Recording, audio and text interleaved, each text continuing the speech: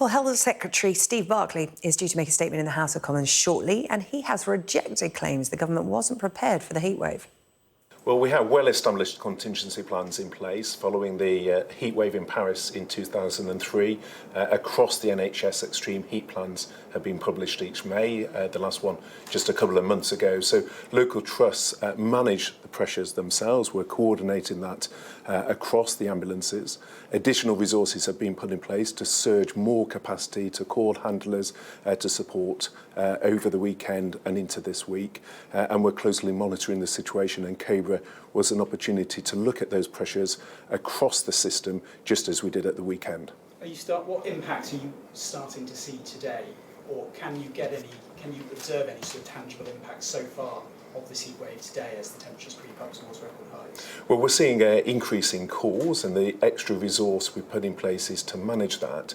But there's also a time lag in the data, because the highest point of the expected heat wave is actually going to be tomorrow afternoon.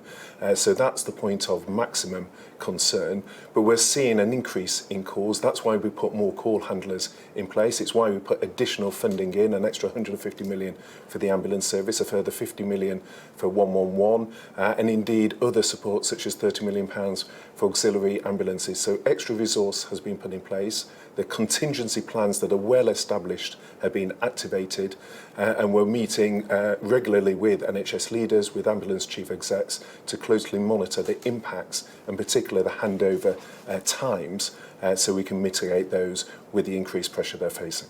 What's the latest advice in terms of going out? Because you can see people at Bournemouth Beach I was looking at earlier, people are on the beach, people are swimming. Should they be doing that, or should they be staying in? Well, I think it's about common sense, following the advice, public health advice from the UK HSA in terms of hydration, covering up, being in the shade, avoiding the times of the day when the heat is at its peak. There's a particular message, particularly for teenagers, children, some of those who may be tempted to go for a swim.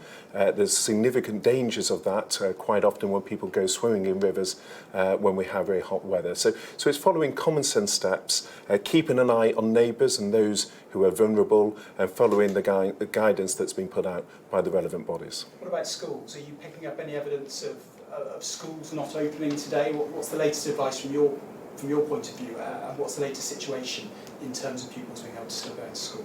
Well, it's important we get the balance right with schools, that some stay open for key workers, not least in the NHS. So it's important that schools do continue to be open, but at the same time, head teachers are empowered to make local decisions as fits the needs of their local school. So the Department for Education has put out guidance to head teachers on the practical steps that can be taken by schools.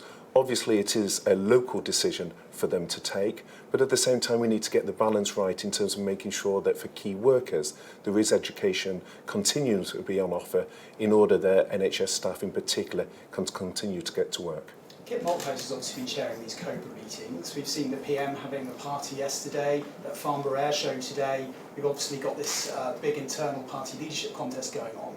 Are you confident that the government is on top of this and is able to deliver on these big priorities for the public and deal with this heat wave and the seriousness of it, given all of the other political things that are going around and the accusation that we've been hearing from the opposition that the Prime Minister has checked out? Well, the Prime Minister is engaged. I had a phone call with him on Saturday to update him specifically on the measures we were taking in terms of ambulances. I had further meetings with ambulance chief execs and others over the course of the weekend. So the Prime Minister is engaged on this, but at the same time, it's quite normal for the Chancellor of the Duchy of Lancaster. Part of the role of the Cabinet Office is to coordinate Cobra across government. That's exactly the role I was doing when I was in the Cabinet Office, and it's quite right that the current Minister for Cabinet Office coordinates across government. That's why we had a discussion this afternoon. We also had a Cobra over the weekend and meetings in the week. And finally, we've seen a pretty vicious leadership battle. Are you confident that the party and the government can come back together after this?